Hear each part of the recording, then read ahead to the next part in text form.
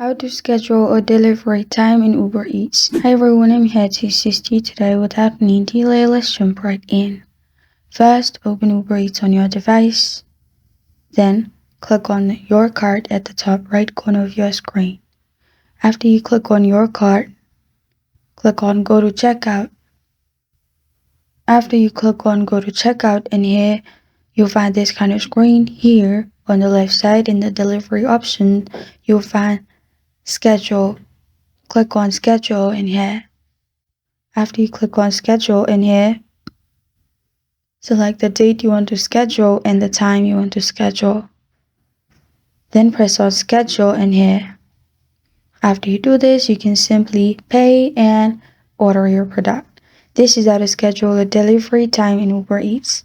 Thank you for joining me today. If this video helps you out, please leave a like and subscribe for more. Got a question or want